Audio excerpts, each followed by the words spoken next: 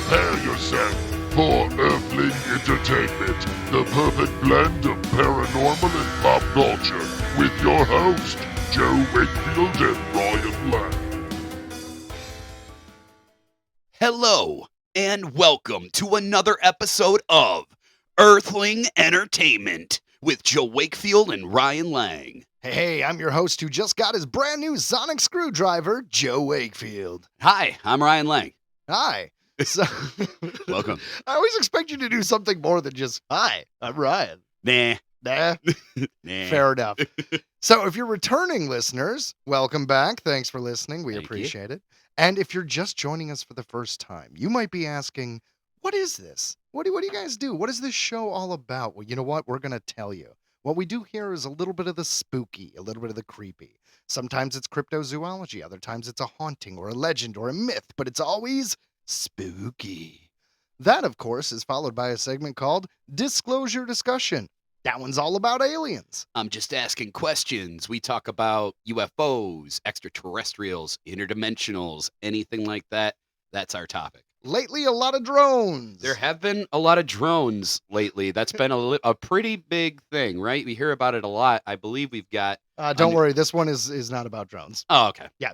But strangely, there is a drone in, the Real World Weird today. Nice. It is, yeah. So then, after that, guys, this second half of the show, the latter half, if you will, is all dedicated to pop culture and entertainment. Sometimes we have celebrity guest interviews. Other times we're doing headlines, or we have an audio drama, or we even have played quizzes. I say quizzes, quiz games. Yes. You know, like a little trivia for you, if you will. I miss those. Yeah, we'll do another one soon. All right, and those two things together, guys, the first half being the spooky, the second half being the pop culture, come together to make the delicious peanut butter and jelly sandwich of a podcast we like to call Earthling Entertainment. Welcome. Welcome. I hope you like it crunchy. What, your peanut butter? You like it crunchy? Yeah, the crunchy peanut butter. I don't think a lot of people do. Maybe it's just my circle. Like maybe I'm in a weird little bubble where I'm just with like creamy fascists, but we're not a crunchy group. Oh, dude, I'm a crunchy connoisseur. A crunchy connoisseur. Yes. You know what? Jif Natural Crunchy only. I do like Jif Natural. That's so good, and it never gets oily and shit. You don't got to stir it. Okay. It's all right. awesome. So you have a long history in just trying out the correct peanut butters and the ones that fit all of your boxes there. I do. Excellent. Well, it's good. It's good. I guess I'm not really against crunchy. It's just everyone I've ever lived with, whether it was family or later people I was dating, no one liked crunchy. So we just got smooth. What's your jelly or jam of choice? Well, traditionally, like a lot of people, I would be doing strawberry, but lately I can't because of those damn little seeds. Yeah. So I'm doing raspberry. Raspberry? Let's go on. Surprisingly hard to find. Yeah. I was going to say that's not bad. Like a good marmalade sometime isn't bad.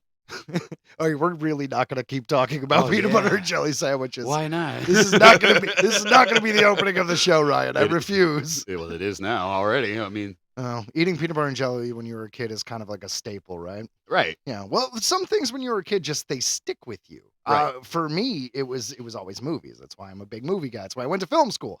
Do you remember the early '90s movie Stay Tuned? No. Okay. So Jeffrey Jones, the guy who is Lydia's dad in Beetlejuice, and they kind of didn't have him in the second one because he's a bit of a creep. But the point is, he plays the devil, and he basically is going around selling satellite dishes to people. Sounds about right. Yeah, and these satellite dishes, because back in the day, it's before streaming. That's right. Was one of the ways to get TV. But it was like Satan TV. So we have John Ritter, and he's sitting there with his family, and he's watching TV, and they just have, it's basically like sketch shows. Like it's like it seems like real TV, but it's not. Like Wayne's World, they were zombies. It was like Wayne's like afterlife or something.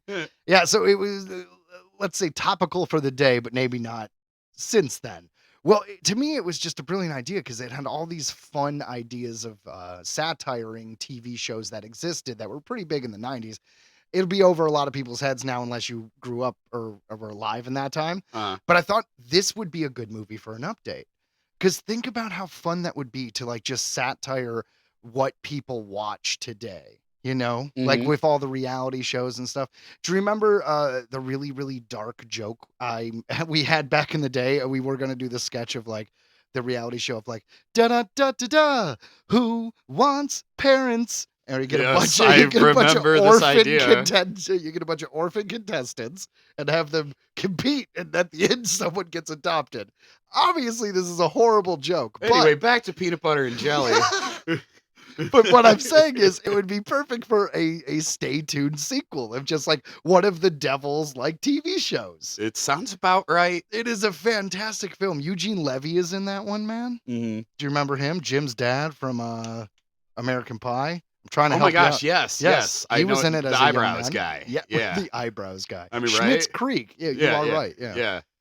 And he was also the Frenchman in the American classic as Almost Heroes. Yes, I got to mention it again. Almost Heroes is I love this movie too. I'm not joking with you about that, but I do think it's funny because it's the hill you're gonna die on of it being a Yes. great film. It's fucking amazing. That's why. I talked last week about the Mario Brothers movie 93, so I get it. Okay, sometimes we defend the ones we love. She belonged to me.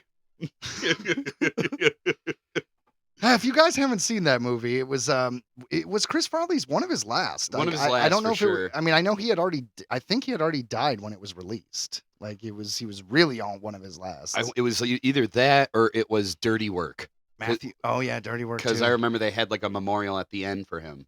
Oh. Because he, in the land of the skunks, the man with half a nose is king. You know, Dirty Work does not hold up for my wife. She had not seen it before. I played it for her, and she's just like, "This is 12-year-old boy humor," and I'm like, "Well, I think I was 12 when I watched it." It's so, a thing. Yeah. It's a thing. Dudes do have their like list of like insanely immature comedies that we love it. Well, you We know, love it. everyone wants to be the next Scorsese when they're trying to make films, and I have always argued that there's room for the guy who just wants to make Dude, Where's My Car?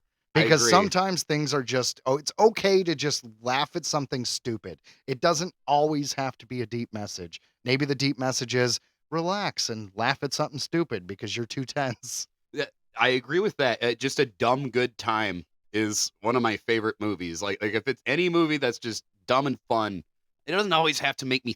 I don't always want to watch a movie and have to like tie everything together. I know like that's like your favorite kind of movie. It's like Well, no, I mean, I definitely like those movies. I like, Donnie Darko, Richard Kelly stuff. I like very complex films at times, but I'm with you. Like just the Yeah. whole sitting back and enjoying it. Sometimes you just need to see, King Kong with a robot arm punching the shit out of Godzilla and then still need to suplexing watch him like that. a wrestler. I do want to watch that. My kids love it. I bet it's because it's a freaking cartoon. That's why they love it. Oh yeah, dude. And they look sweet. It does look sweet that he's got like a giant like Kano arm going on there.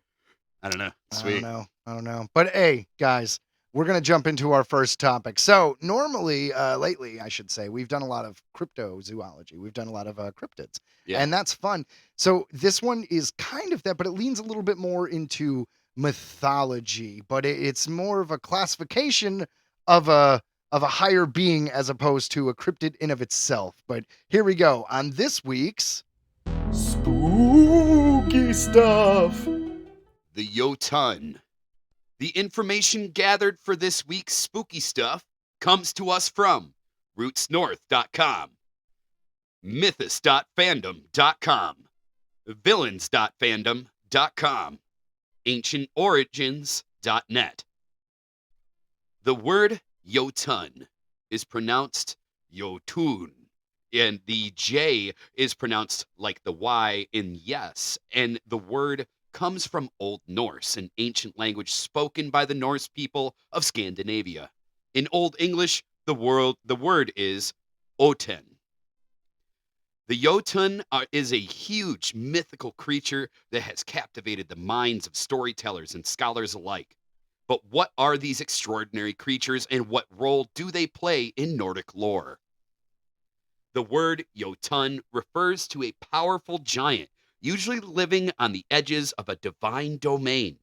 These giants, collectively known as Jötnar, embody both raw chaos and essential forces of nature. While Jötunn is often translated as giant, this only begins to scratch the surface of the multifaceted creature that these entities embody. Just as their name holds a deeper significance, so too do the Jötnar themselves. The concept of a Jötunn finds its origins in Norse mythology, where giants play a significant role in the tales of gods and heroes. The relationship between Jötunn and the Norse gods can best be compared to the relationship between the Titans and the gods of Greek mythology. See, which makes a lot of sense because there's a lot more, like Hercules, the TV show, Hercules, the cartoon. There's a lot more images of Greek mythology in Western culture, pop culture, I should say. So I think it's a good comparison because there are a lot of people who are not as familiar with the Norse gods. I feel like definitely our generation knew it because of the Hercules movie, right? Hercules. Like when that came out, like they had all the Titans and the gods and all that stuff. Well, that's my point. That's why we draw the comparison, right? So it's like if you're putting in context, the Jötunn is that, Mm-hmm. Yeah. They're basically Titans. I like it. And of course, yeah, from Thor in, the new Marvel movies and such. You know what's funny is most people probably get their Greek, not their Greek, their Norse mythology from Thor and stuff. Most likely. Oof. Hey, that's okay. It's okay. It'd be okay if it's a stepping stone into real knowledge, but don't take it at face value is all I'm saying. Probably not. Unlike conventional giants, Joe, the Jötnar are not just oversized humans. Instead, they embody the natural forces themselves. Picture them as living representations of mighty natural phenomena such as mountains, storms, and seas. Just all the elements. Yeah. Like that's what I'm seeing. I'm seeing the Titans from, like, there was a giant tornado. There was like a lava guy. Yeah. Makes sense. These massive beings play an essential role in the epic narrative, and their interactions with the gods shape the destiny of mortals and deities alike. So as well as being a big, mythical beast, a Jötunn personifies the untamed forces that govern the universe. As for whether Norse giants are actually giants, it's essential to understand that their depiction goes beyond mere size. Some Jötnar possess shape-shifting abilities, allowing them to change their appearance at will. This unique trait further separates them from traditional giants. That's true. Every giant I met, they have not been able to shapeshift. Strangely, they were able to yodel, but I don't think that's a superpower. Does the dude from the shape-shifting bear guy count from The Hobbit? He was pretty big. I don't think he counts in Norse mythology, but yeah, in that instance, fair enough. Yeah, what was he? They called him a skinwalker or something. I forget. He was like one of the last living. Yeah, and but he only could turn into a bear, right? I believe so. So you're still technically a shapeshifter if you could only shift your shape into one other thing, right? I mean, one's pretty good. One's all you need. Well, it depends. It depends on like how extreme, right? Like right. If you're like, like you just start vibrating and you're like, and it's like suddenly your hair turns blonde and you're like, oh, well, it's cool, but looks good. Is that shape shifting? It's more like it's appearance changing. It's like tinting. Yeah, more of a tinting. Yeah. It's a good look for you, Joe. He's purple. Shit. If anything, you're going to stand more out, though. That doesn't really help you camouflage. No, but you're going to save so much money on hair color. People are going to think you're drowning. Jötnar may also wield magical skills. Of course they do. Allowing them to manipulate the elements and influence events in the mythological realm. As far as their strength goes, that extends far beyond that of a simple, oversized human. I mean, fair enough. Yeah, it's not just some big guy named Greg. Fair enough. Yeah. Though he's actually Greg's pretty strong. Yeah. So while the term giant may describe the physical stature of a Jötunn, it merely hints at the profound depths of their true essence. According to Norse legend, Jötnar primarily hail from the realm of Jötunheim. But they are not just limited to that land. Fire giants also emerge from the fiery domain of Muspelheim, a realm of flames, showing that Jötnar have a diverse presence. Yeah, nothing in the middle though. You know, it's either fire or ice. It's rough. I want to live in like the sauna planet that's just kind of in the middle. You know what I Yeah. mean? It's bubbling water from the fire, but outside's kind of cool. It's more like a hot spring. It's the chill planet. Yeah. It's the Chillaheim. You want to relax in the Chillaheim, man? I do actually. That sounds great. Chill. I think I just described like just like Iceland and their hot springs, to be fair, or Greenland and their hot springs. Yeah. Let's do Sounds that. beautiful, dude. I found the third. That was a ramble. So, beyond those two realms, the presence of Jötnar extend throughout the realms of Norse mythology universe. It's always sad when I can't even get Ryan to comment. You just trail off too much. You do trail off a little bit, and I was like, I don't know how to add to this. I don't know. I'm so sorry. Will you start over from where you were, please? Beyond those two realms, the presence of Jötnar extend throughout the realms of the Norse mythology universe. The size of a Jötunn varies greatly, but some reach truly gigantic proportions. That's a huge bitch. Among them, Ymir stands as a prime example. According to the ancient texts, Ymir was the first Jötunn created from the ice of Niflheim and the height of Muspelheim. In the height? And the heat. Ah. The heat of Okay. Muspelheim. So, Yeah, fair to enough. repeat, So basically, according to he the got ancient... steamed into existence. Yeah, the first Jötunn created from the ice of Niflheim and the heat of Muspelheim. Yeah, it's like he just steamed himself into an existence. Right. I like that. Yeah. That's fun. He's a vapor guy. This ancient giant was so immense that he created the entire world from his body, forming the seas from his blood, the earth from his flesh, and the sky from his skull. Another remarkable example is Skrymir, whose size was so staggering that he was mistaken for a mountain by the thunder god Thor. The giant's glove alone was mistaken for a sleeping shelter, further emphasizing his awe-inspiring scale. While not all Jötnar reached such a monumental size, these examples showcase the proportions some giants could attain. Yeah, you know what's a weird thing is just throwing it out there. Do you remember the movie Prometheus? You know, it was like an alien prequel. Yes. Okay. Yes. So you remember the very, very end, how there was like that giant face hugger that covered itself, the engineer, and then we got the proto-xenomorph. Gosh, I haven't seen that in so long. Not important. Long story short, the weird proto-alien that was created in that movie apparently kept growing and lived for thousands of years and became the size of a mountain.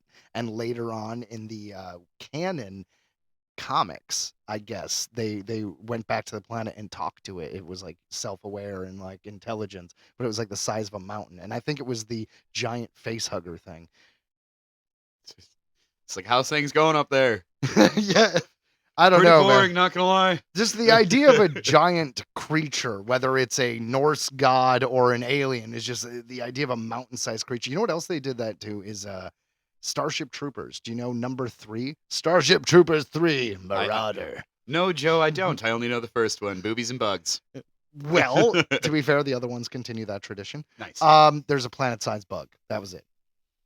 So giant, but giant not planet-sized boobies. What? Just saying. They might have went in the wrong direction there. I got nothing. Continue. Stumped him back. In Norse mythology, the lifespan of a Jötunn can vary widely, much like their size and characteristics. Excuse me. Some giants are said to live for extended periods, while others are subject to the same mortal limits as humans. That's sad. According to the myths, Ymir existed before the creation of the world and lived for an exceptionally long time, potentially spanning eons. On the other hand, not all the Jötnar were blessed with such a long lifespan. For instance, Thrym, the frost giant who stole Thor's hammer, Mjolnir, was eventually killed by Thor in his quest to retrieve his stolen hammer. Yeah, don't steal shit from Thor. Yeah, that's a dumb idea. I mean, I'm just saying, if you're not thinking about the Marvel, if you're not thinking about Chris Hemsworth, and you're thinking about the actual Thor, yeah, you don't mess with him. Yeah, I wouldn't even mess with Chris Hemsworth, to be fair. You always think about that, right? Where it's like these really big, tough guys who are in movies. And then at the end of the day, you got to remember, we've known a lot of actors who Yeah. are not as intimidating in real life as the Oh, no. parts they've played. No, So don't get me I don't wrong. know. I don't know. He seems He like an might be the absolute. nicest guy. He seems like an absolute sweetheart. I believe Melissa McCarthy even said in an interview, because she worked with him in Ghostbusters or whatever, and she's like, I wanted to hate him so bad because he's just so perfect and beautiful in every way, but he's also an awesome person. like Fair she's enough. just like, All right. So, but anyways, don't piss off Thor. just don't. So the Jötnar held a deep-seated fear of the Aesir, aka the principal gods. This entity resulted from the ancient slaying of Ymir, the primordial Jötunn, by the Aesir. It set the stage for the escalating conflict that led to Ragnarok, the final battle and ultimate confrontation.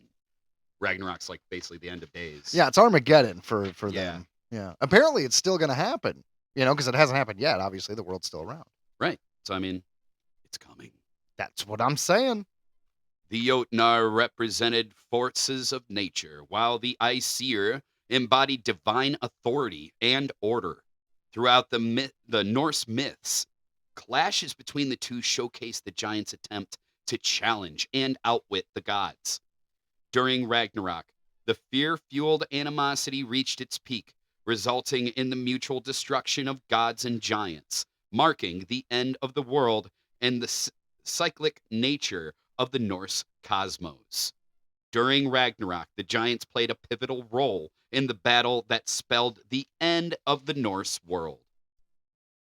In this series of future events, a great battle will be fought between the gods and the Jötnar, resulting in the death of several major gods, including Odin, Thor, and Freyr.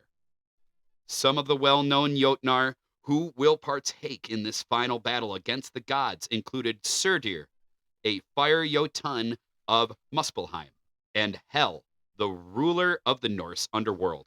There's only one L, so I think it's Hal. Like, hey, what's up, Hal? Hey, Or- Hel. Yeah. Hey, Hal. In- Oh, hey, I'm the devil. He's like, Yeah. he runs he's like Hades, but he's Hell. Yep. I can see it. In pop culture, Modir, or it's better known as the Creature, is the main antagonist of Adam Neville's 2011 horror novel, The Ritual, and its 2017 film adaptation of the same name, which I thought was actually pretty good. Yeah, great movie. I loved the way they made that creature look. Me too. She is an obscure Jötunn that inhabits a forest in northern Sweden and is venerated by an ancient group of cultists. A disturbing quote from a character in the film perfectly captures the creepiness of this otherworldly being. A god, ancient, one of the Jötunn, a bastard offspring of Loki. We do not say its name. We worship it. It keeps us here. Let us live beyond natural life. No more pain, no more death. Your ritual begins tonight. It is a privilege to worship. You will kneel before the god. If not, it will hang you from the trees. From a female cultist about Modir. Dun, dun, dun, dun, dun. However, the status of the Jötnar was not always negative. In fact, it is a bit more ambiguous, as some of them have been portrayed in a more positive light. Yeah, it makes sense. It's a mixed bag. Like, even in the Bible, they say, like, some of these bad things did good, they did bad. Like, in all religions and all stories, I mean, whether it's old or new. And I kind of like that because if most of these monotheistic belief structures, all these gods take very human traits. You know what I mean? Like, they can get jealous, or they marry, or they have kids, or they take over territory, and so Eat makes their sense. babies. Yeah. Much like in other monotheistic stories, the Jötunn are just part of a large tapestry of beliefs and stories that we are sure to revisit in the future. But for now, it's time to conclude this week's spooky stuff. Boo. So it's funny because it actually started where I wanted to just pick one creature from Norse mythology. And then as I kept reading, they kept referring to basically the classification of the creature, the Jötunn. And Yeah. I wanted to, then I was like, okay, well, we should do that. We should explain what it is. So then in the next few weeks, we might pick individual monsters, Jötunn, to talk about, but we need like a basis to be like, okay, guys, this is the whole thing. I don't know. What do you think, Ryan? Should we continue with some Jötunn? Should we find some more and talk about them in the next couple episodes? I don't see why not. There's so much to Norse mythology. I mean, it's kind of a nerdy thing for a lot of metal dudes, and I'm definitely one of them. Like Fair enough. bands like Amon Amarth and stuff like that, like Viking metal. Gotta love it. Enslaved. Yeah, talk a little bit more about that, man. You're see, that's a part of the whole world, and that I'm not a part of. I'm not a music guy. I've always been movie guy. I'd be getting myself in trouble if I didn't mention Bathory, because Jötunn is from Bathory. It's a one-man band. I believe only like the first album he had a drummer, but all the rest of the albums he does everything, and basically just invented like the raw sounding black metal sound. But then he like moved on to make literal Viking metal, and that's what we're talking about here. Yes, and it taught and literally it inspired so many different kind of bands. Like you and I, like you enjoy a lot of pagan bands and stuff like that. That's true. Fawn, I really like. Yeah, and it sort of goes in with that. And like I said, then of course it spawned bands such as Amon Amarth, whom all of their lyrics are 100% Norse mythology. Odin, guide our ships, our axes, spears, and swords. Like, so they, like talked about Odin and, twilight of the thunder gods. Sorry, I love Amon Amarth. So you gotta love that kind of shit. And of course, then it spawned shows like Vikings, and it's just, I don't know. I've always been a big fan of it. I got to open up for a couple, like a band from Finland that called themselves Fin Troll. I've heard of Fin Troll. It was amazing. They literally, they're from Finland, but they sing in Swedish because they said it sounds more troll. And I agree with them. It does sound quite troll. And it was amazing to see them. And like I said, it's just an example of this kind of mythology. What was their whole deal? Were they trying to be trolls? Like, is that part of their show? It's kind of like the Gorillas, where they were like, we're cartoon monkeys. It was sort of like, they dressed like all pagan. I believe the dude like basically wore like basically a freaking loincloth, had like the black stripes painted like down his side. Like, so they went for kind of like a tribal kind of pagan kind of look and stuff. And it just screamed Vikings to me, like all that kind of stuff. And it really did. Like I said, it all boils right back to Jötunn from Bathory, rest in peace.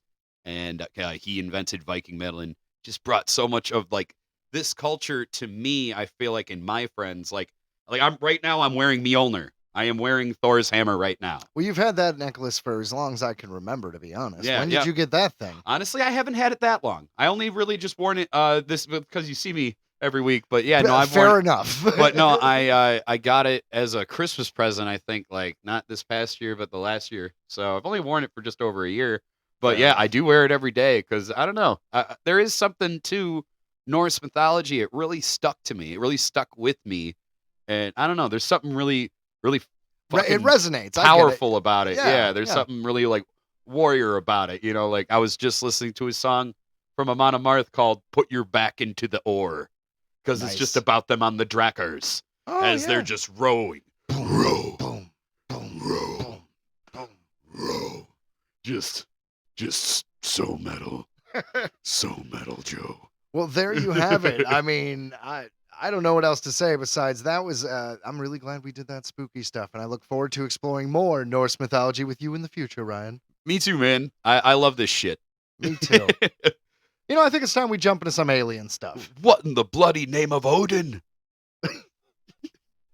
All right, extraterrestrial time. Disclosure. Okay, Ryan, before we do disclosure discussion, I wanted to say, earlier when I was talking about that Stay Tuned movie and how the devil would have like weird TV shows that are satires of real show, and I made Who Wants Parents? And you were like, oh my God, I got another one. Well, check it out. What if it's a story and we tell this guy it's like a Big Brother story, but really he's the only one in the house, and we just never actually contact this person with any kind of anything. So he's just sitting there waiting for someone to approach him and tell him what the show's about, but the doors are locked and everything is like he can't get out, and it's just like we leave him alone and see how long it takes him to crack. Now here's the catch, Ryan, is every day he goes to sleep, he is and we'll get a bunch of waivers so to make sure it's all fine and legal, but every time he goes to sleep he gets basically chloroformed so he doesn't wake up, and then he is moved to a different set of the exact same house, layout exactly the same, except everything is about half an inch smaller, and we do it every single day and just see how long it takes him to notice as this person is freaking out. And it's just called Greg in a Little House. Hey, Man. is that too much? No, I'm just saying that's diabolical, man. Like that sounds like it does. It sounds like an artsy like indie film could like pull this off. It would actually be a pretty expensive budget because you'd have to do the same set, make it smaller. Make it Maybe there's some smaller, camera trick. I was gonna say maybe forced perspective. I'm not sure, but yeah. Either way, it's kind of a freaky idea. yeah, it's what it reminds me of is the movie Cube. Do you remember that movie? Mm-mm. Well, it's pretty much what it sounds like. Everybody wakes up in this weird little cube. Think about it almost like the second Saw movie, and they're just they can't really escape, and they go to room, and there's different traps, and it's like, how did we get here? What's going on? Why is this happening? Huh. Okay. Yeah. But anyways, just thinking of another TV show, and you know what? I might interrupt a few more segments just to randomly have another horrible devil TV show that should be in our Stay Tuned 2. Sounds good. All right, excellent. Anyways, without further ado, here's this week's Disclosure discussion. Ha ha ha ha! It's about aliens and stuff. Multiple UFO sightings reported in Fresno. This comes to us from coasttocoastam.com.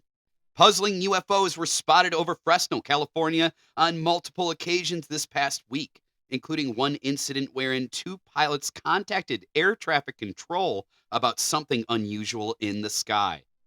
The strange series of sightings reportedly began last Friday morning when a traffic camera for the TV station Fox 26 captured a curious glowing circular object over the city that initially hovered in the air before suddenly moving a short distance with remarkable speed.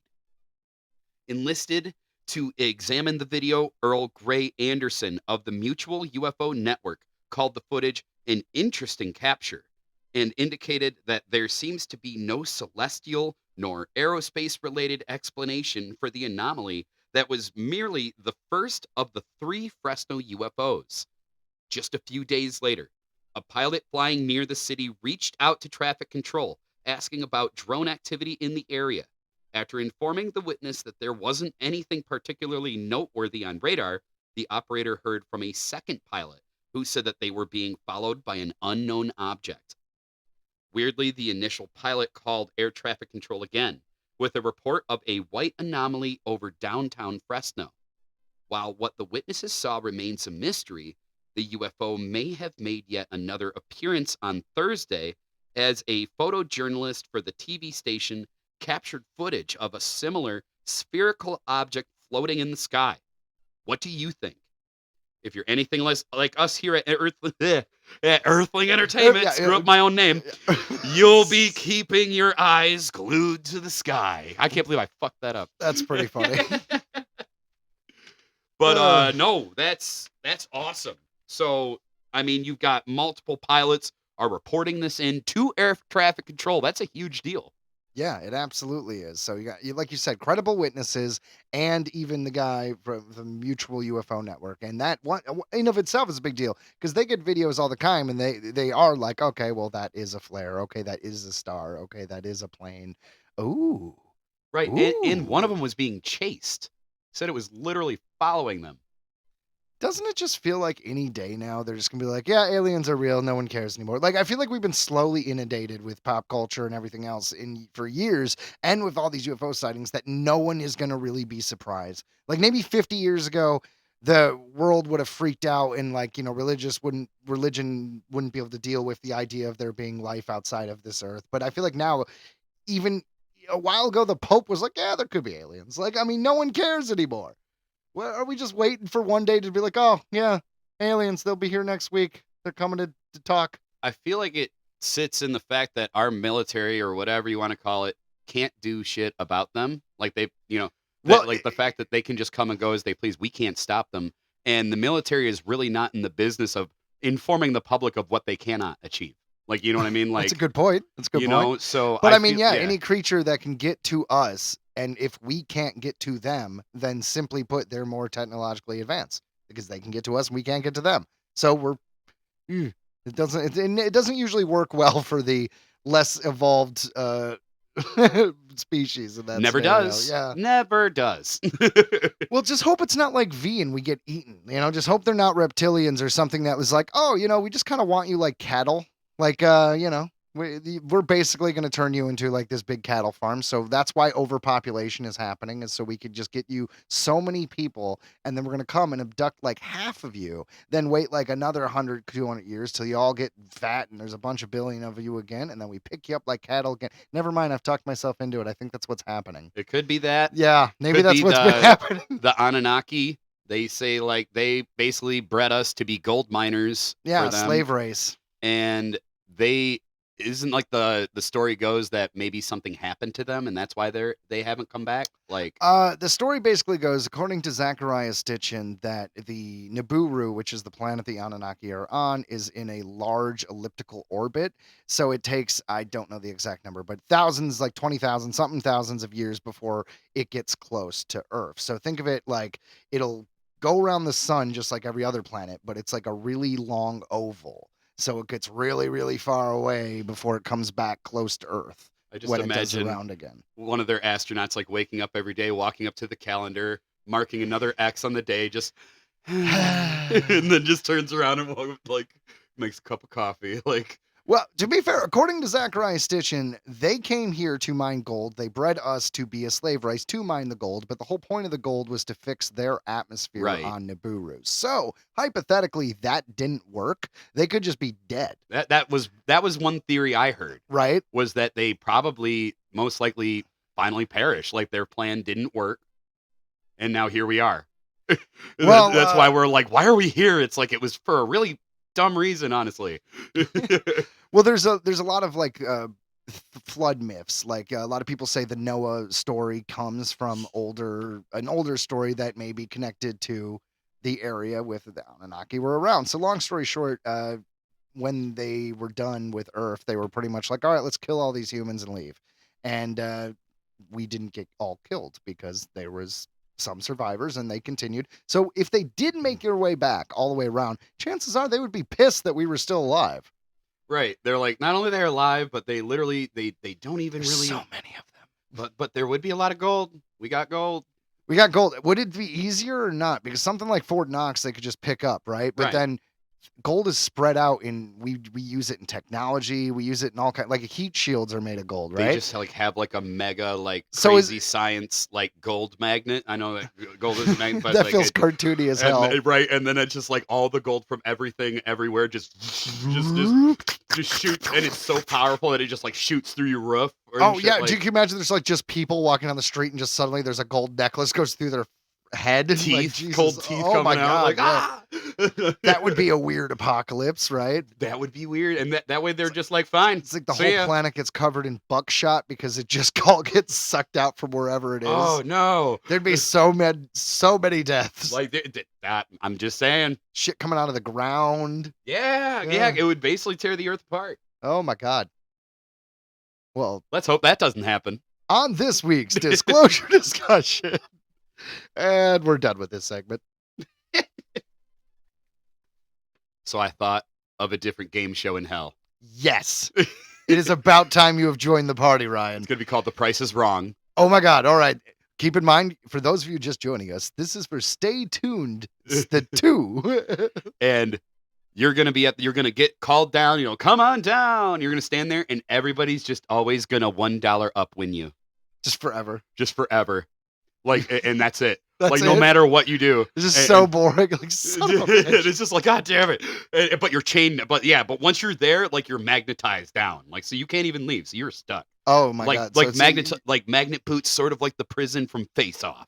oh no. Yeah. So you're just literally sitting there in a, you know what? They did this thing in Family Guy where the dude hurt his back and they were just playing the commercial on the TV for the hotel. So it kept just repeating like the advertisements Oh for my the hotel. God. Like, come to our bistro. And then, and it just repeated for days as That's they were hell. stuck there. That's hell. That's what that reminds me of.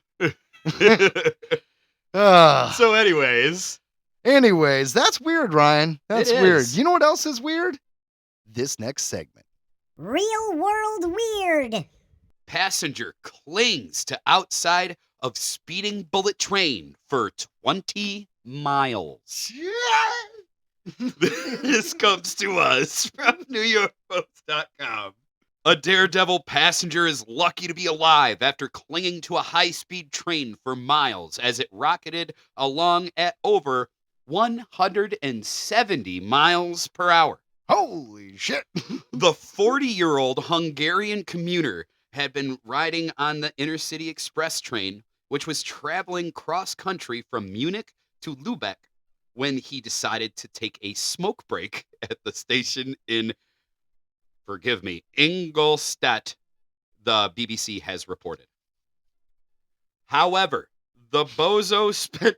Wow, they called him a bozo in New York Post. Yeah, they didn't give a shit. The bozo spent too long puffing away, and the locomotive's door closed, threatening to strand him at the stop. So, in a split-second decision, the rider decided to jump onto the bracket between two of the cars like something out of an action movie, The Guardian reported. The train then sped away at 175 miles per hour, making it 20 miles with the daredevil hanging on for dear life before witnesses saw him and alerted the authorities. The conductor then brought the vehicle to a halt. A police officer from the state police who happened to be traveling with the train found the 40-year-old Hungarian passenger and brought him onto the train, a police representative said. Okay, can we hand it to that guy though for being able to hang on, going 170 miles an hour? I'm just 40 years old, was able to pull that off. A smoker. A 40-year-old smoker. 40-year-old smoker. It sounds bad, but I'm 38, so I don't feel like it's that old. Right, but but I'm just saying, man, like that's... I'm just saying. It's impressive. I That's get it. Yeah. impressive. Yeah, way to go, bud. The traveler, who was amazingly unharmed, according to police, was subsequently removed from the Iron Horse. Was subsequently removed, and the Iron Horse continued on its way. That's He such an was- old-timey saying for a I know, train. it threw me off. Who was the last person to call a train an Iron Horse? For a second, I thought that was like the name of the company. Like, Iron Horse Transports. Yeah, Iron Horse Express. we sure know how to run these trains. All aboard. He was then handed over to authorities. I mean, that seems little unfair. That was a fellatio joke. And it went right over my head. That's why I had to tell you. Continue. Get it, head? While being Oh! questioned, the rider revealed the locomotive behind his harebrained stunt. He claimed he'd left his luggage on board the train during his cigarette break, and he didn't want to lose it. It's fair. I guess. What was in that luggage? Was it just cash? Like Jesus. The perp will likely be charged with disrupting operations and is also being probed for financial impropriety because he did not possess a valid ticket. In light of the ludicrous situation, authorities have implored the public to refrain from engaging in life-threatening nonsense. Sounds This article is very BBC. sounds like he bit off more than he could chew. Ooh, boy. All right, but like This one really went off the rails. Oh. All right, and all I'm saying though is if they just kind of threw it away at the end of the article, or he didn't have a valid ticket. Well, then his story's probably bullshit. He's probably just jumping on the train because yeah, like I stopped for a smoke, be like, all right, if you're a stowaway, it's probably not a good idea to You're leave for so a right. cigarette. You're so right. He didn't have. So no, he didn't have. Did he have a bag on board? That was never. Hold on. Yeah, that was never solidified. That's just what he said. So where was said bag? I don't know. That's interesting. You know, this reminds me of another. There was another thing that happened in Kansas where a guy who was hammered, drunk, hung on to the back of a semi and went over 100 miles. hanging onto the back of the semi. I And then, do remember that. yeah, well, when he was caught, they were like, why would you do this? And he said, I was looking for my wife. And I was like, that is the best response I've ever heard in my life. You're like, look, I don't know what to tell you. She likes to travel and she fucks truckers. So I just thought this would help. God damn it, Gump. That's the best answer I ever heard.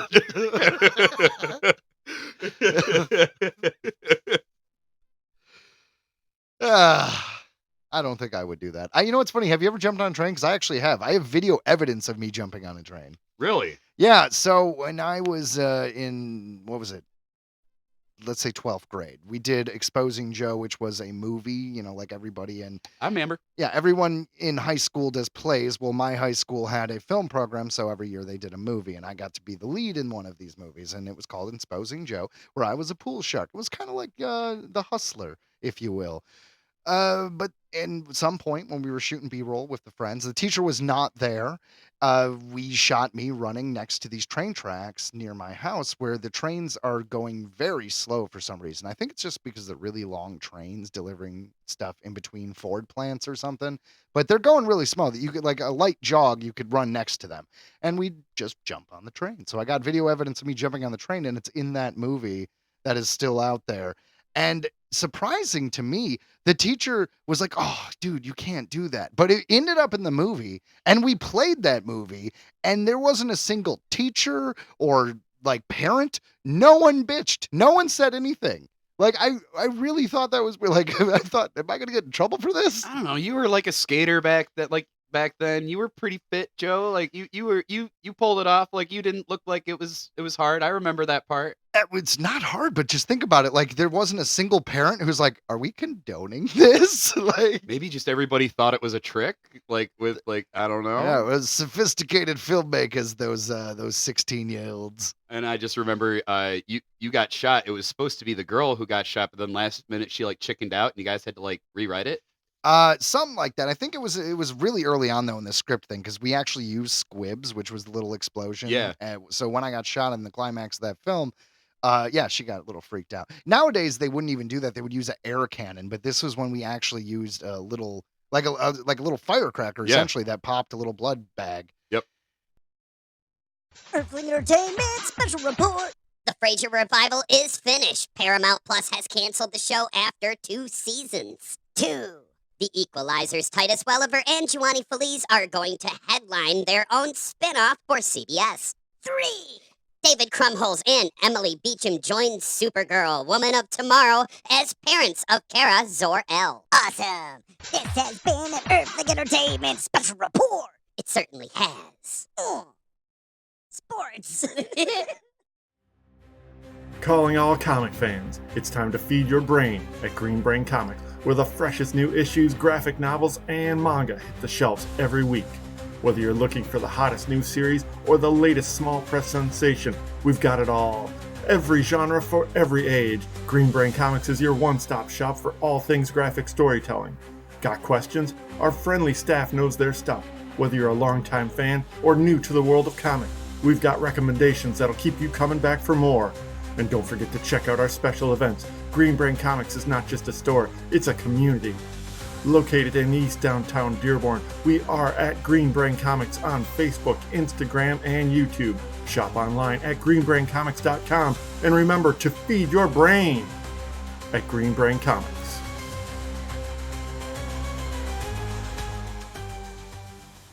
It's true, you made it through to the second half of the show. We actually have an interview right now that we're going to do with Brandon Slagle. He is a writer-director who's in a bunch of fun stuff.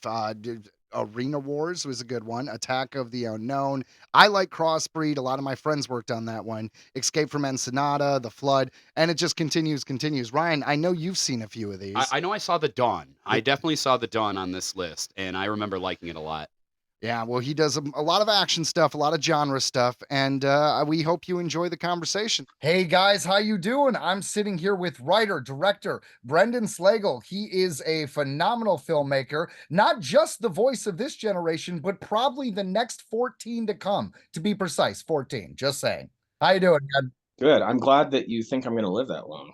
I mean, how long's a generation? Like 10, 15 years? So that's a long time. I think technically 20, but as a filmmaker, you have the possibility to live beyond your years. See, that's how that works. Oh, excellent. So I'll be like, I don't know, Cecil B. DeMille or someone from back. Yeah. I don't want to start with people not liking me. Like, oh, he's comparing himself to Cecil B. DeMille. What a jerk. Not at all, man. I think comparing yourself to the geniuses or lack thereof, depending on the situation, is part of the fun. Yeah, it'll be more the lack thereof. Fair enough.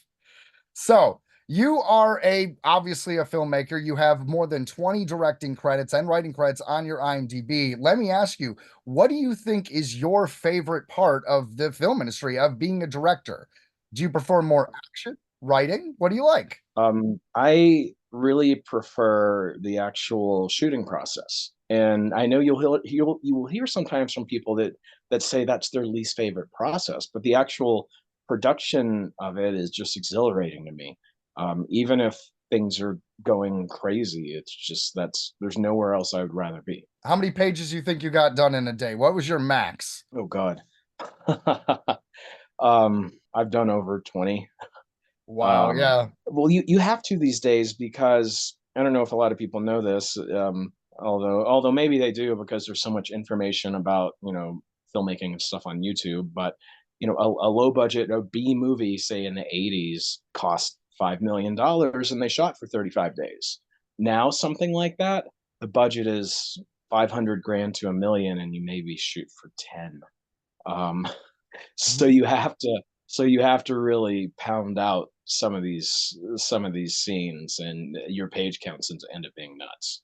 And that's just the way the industry is, because there's so much, I don't want to say content out there, but there's just so much stuff. There's so many things out there to consume, and so many ways to consume it. There's just like a glut of stuff that didn't exist before. So there's a smaller piece of the pie than there was, say, in 1992 or something. Sure, yeah. Standing out among the cacophony could be a thing. Mm-hmm.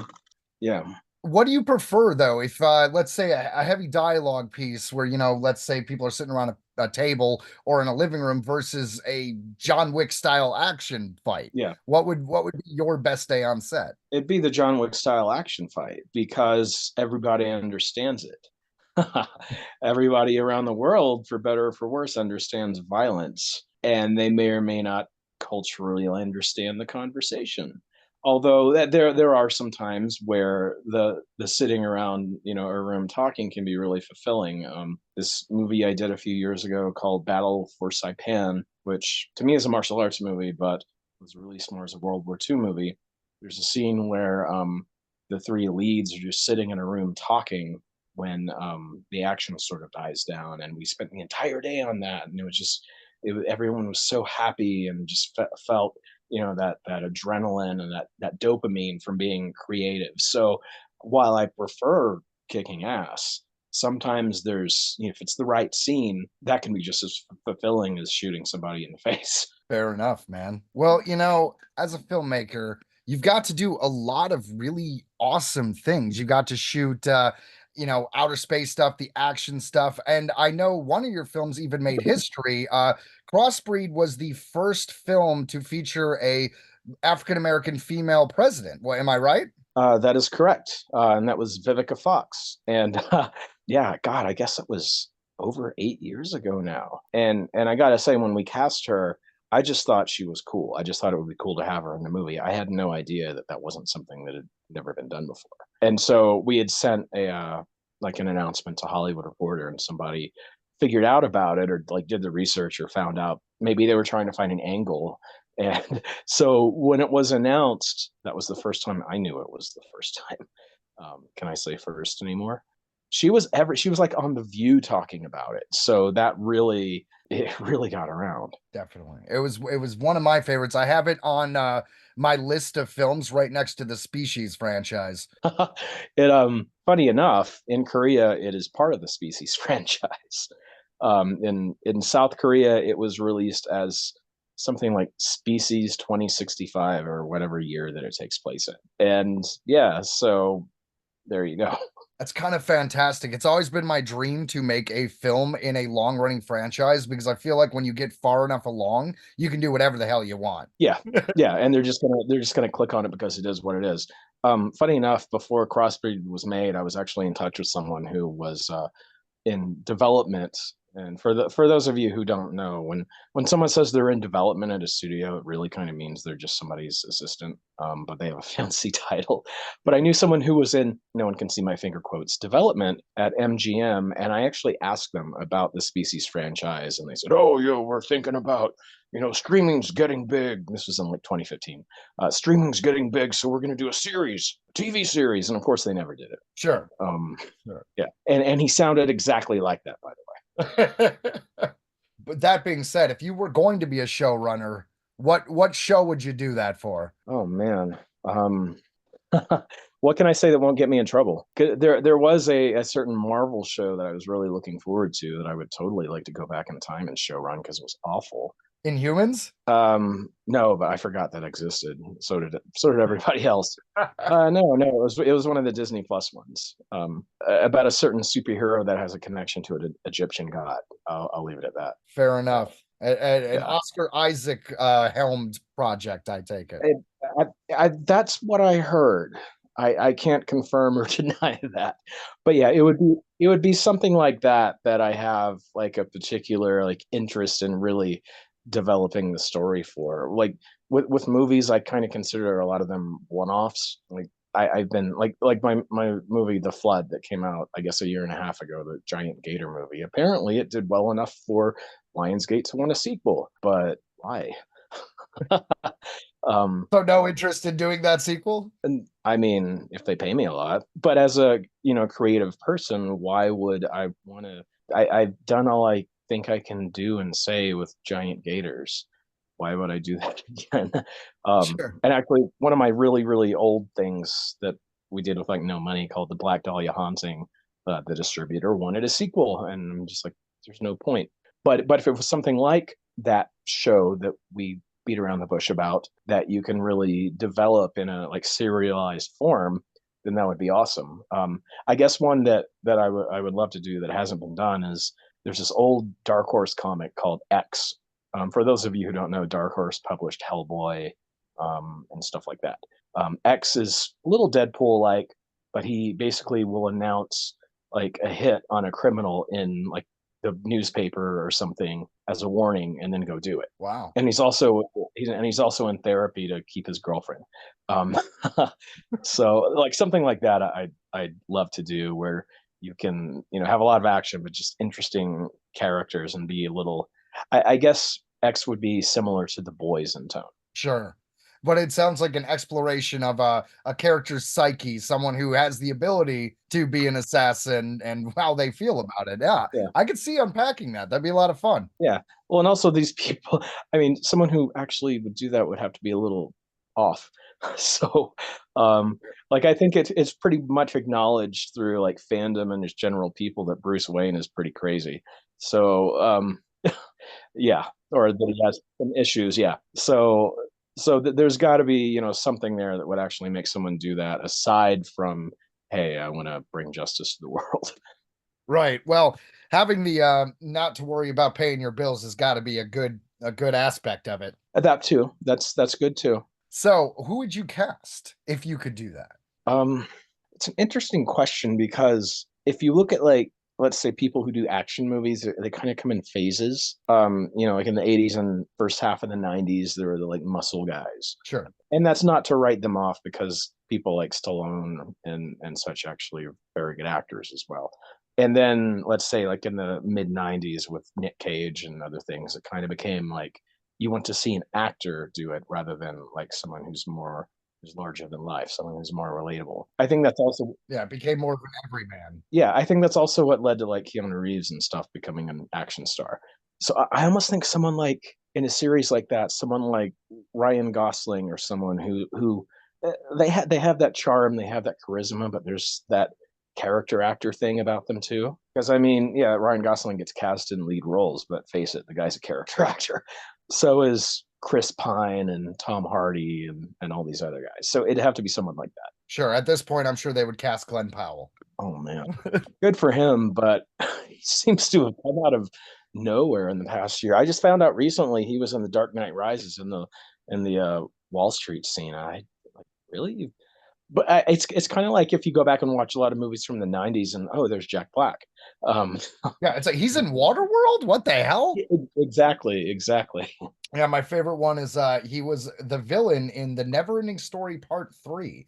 He led the group of bad guys known as the Nasties because that was a thing that happened. Wasn't part three like Austin O'Brien or one of those actors or I think so. It was just far departed from the first two. It was, we even got away from the George Miller campiness and just completely jumped B-movie sharks at that point. so was part one like Jonathan Brandis or somebody, rest in peace? Or is that part two? I don't remember. Well, part one, You know what? Part three was Jason James was the kid from Free Willy, Jason Richter. it was Yes. absolutely right.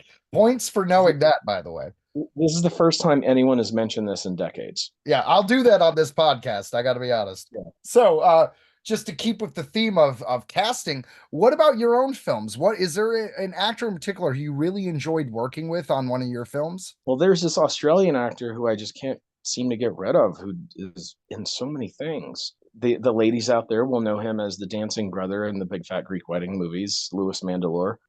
He just shows up on my sets all the time. I don't know why. Because you haven't kicked him off. He's actually a very good friend who we realized recently that we've known each other like upwards of 20 years. I don't know how that happens.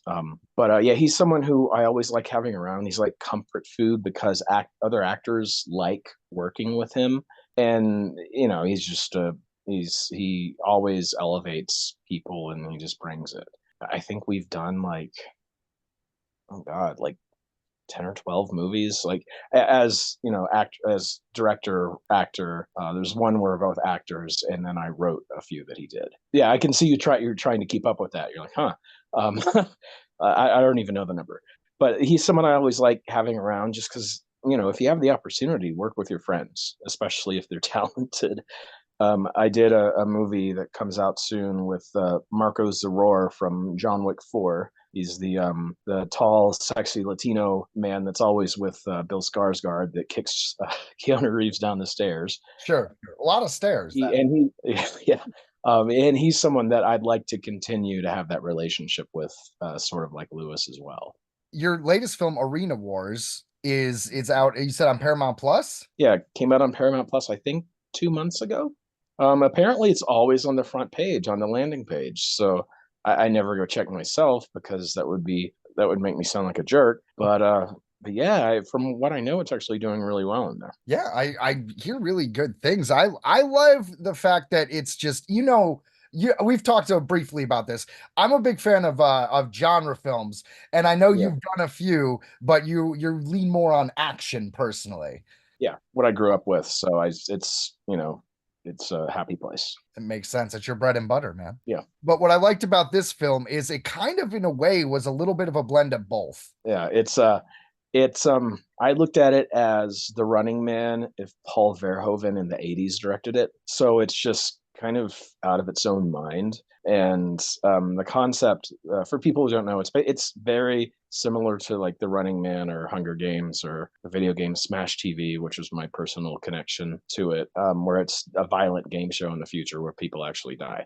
And you can't make that serious. You got to make it a satire. Sure. And you got to make it just nuts. Thankfully, and I tried to do the satire thing before, and I don't think it really landed with people, but the people seem to have understood that that's what it is this time, that it's, dark comedy making fun of certain things, which is hard to do on, for a lower budget movie where you don't have like infinite resources to tinker with it to make sure it, actually lands. Well, that's the thing is I find that it's hard to there's a very fine line between being taken seriously and looking goofy when you're trying to, as you put it, satire. You're trying to make this situation as real as possible to reflect what is happening around us and to say something about society. Right. How do you do that when you see the little strings on the spaceship, so to speak? Yeah. Well, I will say you had mentioned Crossbreed earlier. That was The movie itself was meant to be like a throwback to like movies that like Canon and New World Entertainment and stuff like that made in the 80s. Sure. And if you go in there knowing that, you get it. But people who didn't get it, or who didn't have like a nostalgia for that, I don't think really understood or liked the movie. But with Arena Wars, I think I made it less nostalgic and more just put my own kind of sense of humor in it. Just made it really kind of crass and sarcastic and snarky. And I think that actually helped people understand what it was supposed to be. That's fantastic. I definitely think it was a very successful effort, I will say. It's also very, very gory, which I don't normally do, but it just made sense to do there. You got to, man. It's part of genre filmmaking. Yeah. So Eric Roberts was in that one, right? Yeah. The Eric Roberts thing is funny because he literally just kind of appears on a screen that the main character talks to. And I guess because, he's been in so many 100 movies now because he's trying to have the world record. He's gonna get it. I think he already has it. He has to. Well, he has 761 credits and 90 upcoming. Jesus Christ. I mean, yeah, a lot of these are just like things where he shows up for a few hours and films with cameos. So I guess, they're not all The Dark Knight. So the main character talks to him on a screen, and people assumed that he actually Skyped it in. And so a couple of reviews about him being in the movie said Eric Roberts literally phones it in. No, we didn't. We actually filmed that. It's like, come on, guys. Well, I guess they thought they were, we kind of live in the age of reviewers that want to put like little clever jabs and things, and so that was. I mean, I get where the joke came from. Yeah, I mean, you got to hand it to the guy for trying to be clever, but come on, I mean, it's a testament to how great of special effects you guys had that they thought it was just shot right on the phone. Exactly. It was literally shot in a room adjacent to where the arena was built, but not on Skype. Oh yeah, and Michael Madsen is in it too. He seems to. He's one that people have accused of phoning things in lately, and he actually had a lot of fun. I think he also understood that he understood the tone. I think, and actually at the end, he was only there for a handful of days. When he was wrapped, he stopped and looked at all of us and said, "Thank you guys. Everyone here really knows what they're doing, and I enjoyed it."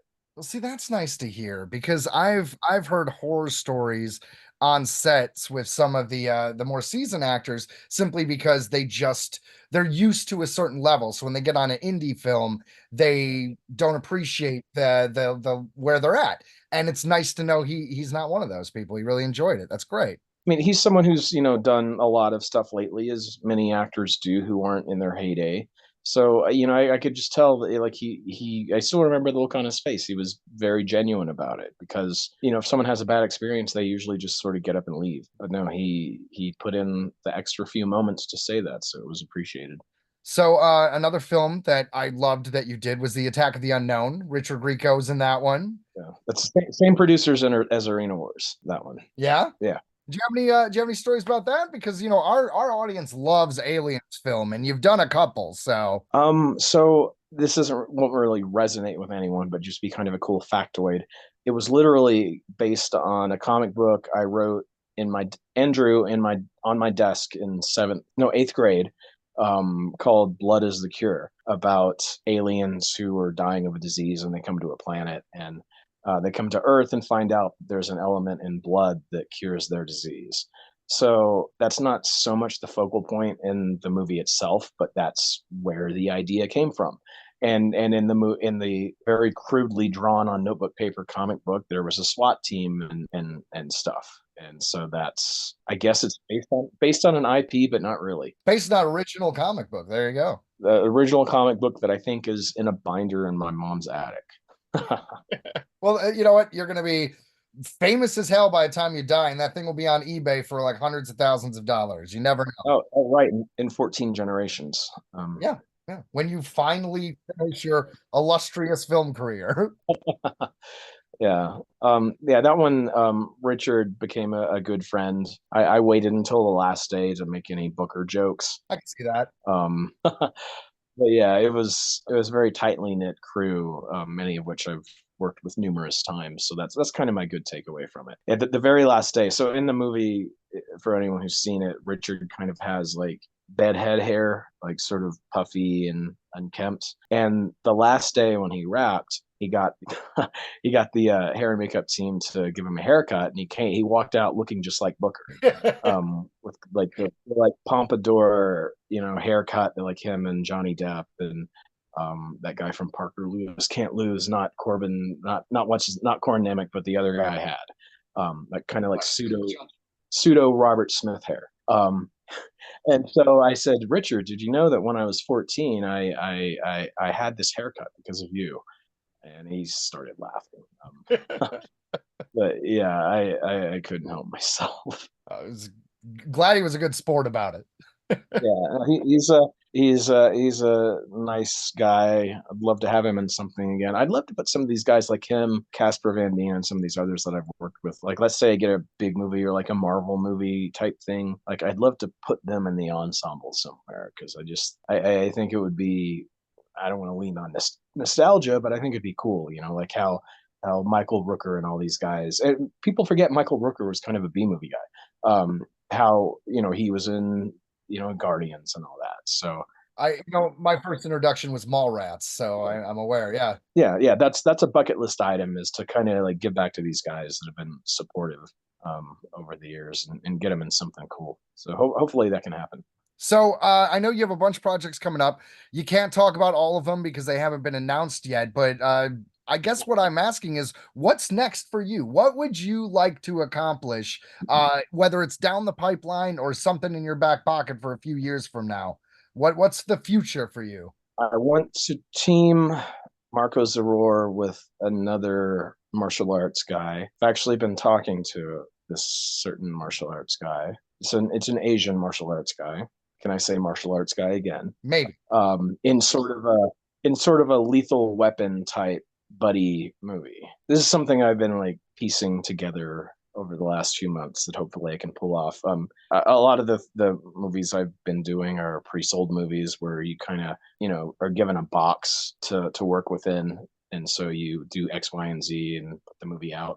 So, but this is one that's like more of like a passion project for me. So hopefully that can be done. Of course, I still have to be vague because I don't want to put certain names out in the world and that spoil it, or out in the universe. So yeah, that's something I'm really trying to do. And I've been working with a manager who comes from the studio system who's trying to sort of groom me for these bigger movies. So hopefully that happens. Everyone keeps saying, oh, 2025 is going to be better than 2024. And hopefully they're right. Well, I'm sure they are, man. If the trajectory of everything I've been seeing is you just keep doing more and more and better and better. And the quality of film, I mean, I really liked Arena Wars. I think you nailed it, but I'm a big fan of the strange post-apocalyptic kind of dystopian worlds. Well, I did actually just this past fall did another one with those same producers called right now the title's Alien Horde, but I don't think that really fits because the tone is really like, to mention Guardians of the Galaxy again, it's very much like an R-rated Guardians of the Galaxy.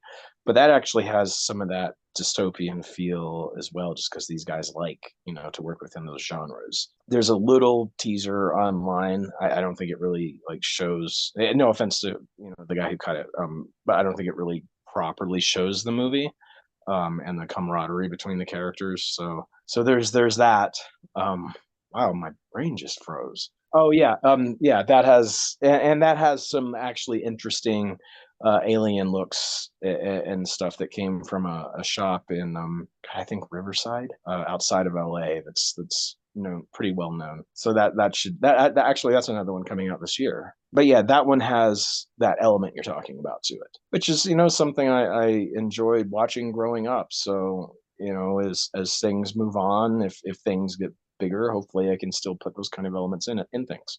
Well, hey, man, thank you so much for being a part of this interview today. I love talking to you, and I'd love to hear more about the future stuff later on. Yeah. Hope we can do this again soon, and I can talk about certain movies with Mr. Zaror that are on IMDb and on his Instagram, but not officially announced yet, and certain movies I wrote with two actresses from the Halloween franchise that they both directed, which was a really good experience and really like just great process working on this story for a year and a half. But yeah, that hasn't been announced properly either. So hopefully we can talk more in depth about these in the future. Yeah, we'll keep an eye out. We're ready for the plugs when you are available to plug them. Right. Well, hopefully I won't be sick for 2 months like I just was.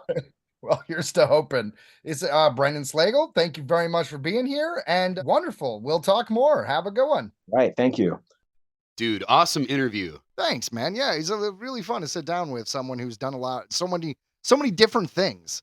Yeah, I thought it was so weird that his movie Crossbreed in some countries was advertised as Species 5. Yeah, no, that is weird, right? It's so weird.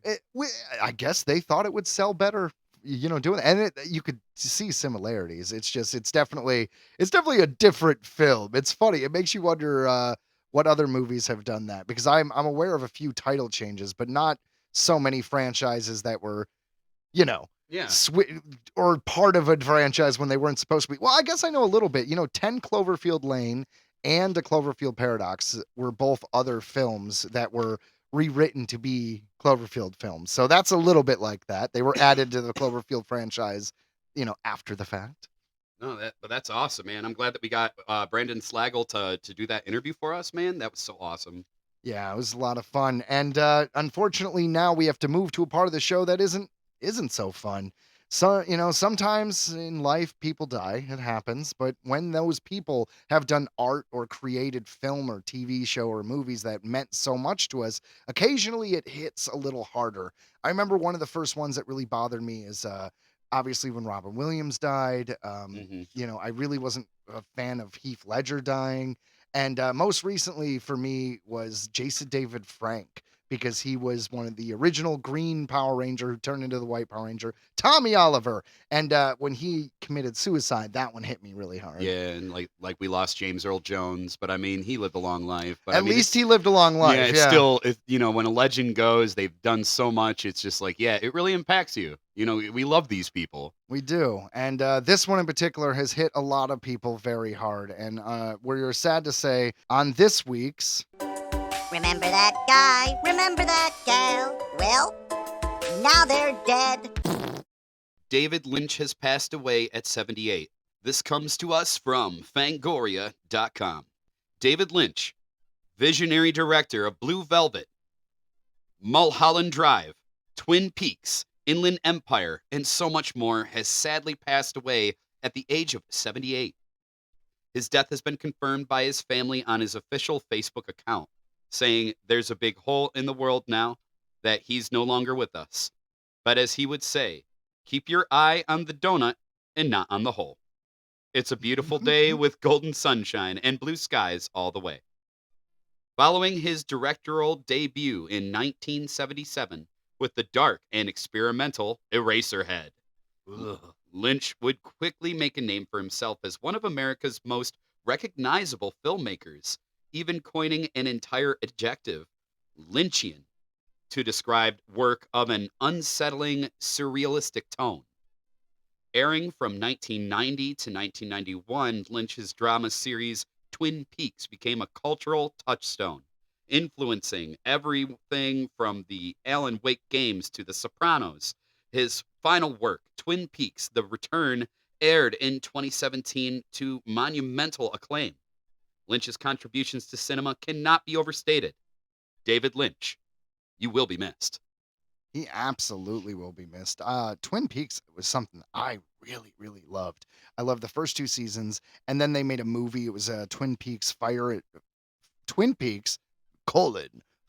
Walk With Me. And it was basically a prequel to the show, explaining the character who died, which kind of set off the course of the show. Yeah. Yeah, and I don't know. Did you see? I mean, do you have any experience with David Lynch, man? Only one that I know of. Oh my God! Strap in. What is this? So I was younger, like not that young. I was like in my teens. I was probably like over 18. And me and my buddy are hanging out, and his dad knew that we smoked weed, and he was like, "Oh, you know what you guys need to do is next time you burn one, you need to watch Eraserhead." So we did. Great idea. Let me tell you, like literally when the movie was over, like I was just sitting there and I'm just like, I guess I'm gonna go home.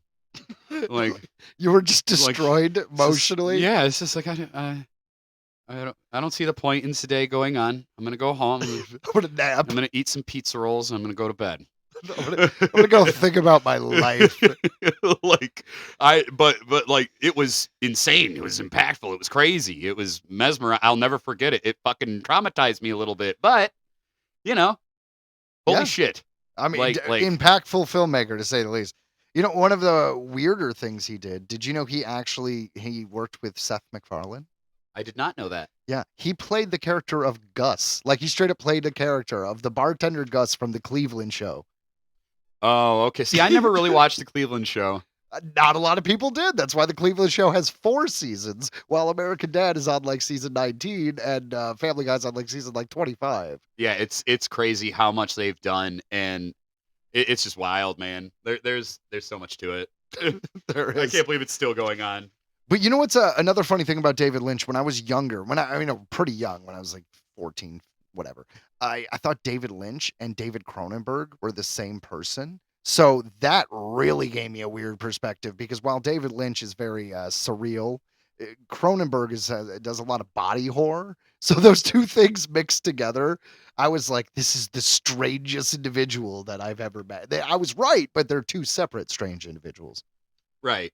And then my dumb self thought of Stephen Lynch at first, and I'm like, huh? Stephen Lynch. And I'm like, yeah, Is there anyone out there listening who knows who Stephen Lynch is? Ryan, tell us who Stephen Lynch is. Well, Stephen Lynch was a comedian, and he would always he would have like a bunch of people on stage with him, like it was kind of like story time. Sure. Is A how very he'd do it. politically incorrect comedian. And he would play his acoustic guitar, and he would sing songs that have not dated quite well. Yes. They are just they're just really raunchy humor from the late 90s, and A little bit of the early 2000s. like I have to Gen imagine, X would probably be pretty upset with them. I was pretty surprised that he didn't get quote unquote cancel or whatever during the big cancel, because it's like, but I think he just got away with it just because he really wasn't relevant anymore anyway. But I just remember seeing Stephen Lynch, and I remember being a kid and thinking it was funny, and then I grew up and I'm like, oh, this is I mean, you can still laugh, but it's but this just like, is oh, man. socially not acceptable. Right. It's I like, remember he did a song called Special Fred, and Yep. it was about his, I'm just going to say it, his mentally challenged friend. yep. And it was, once again, not politically correct Nope. at all. It was Special Fred. And then he did Special Olympics, so he did a Special couple Olympics. different ones about Yeah.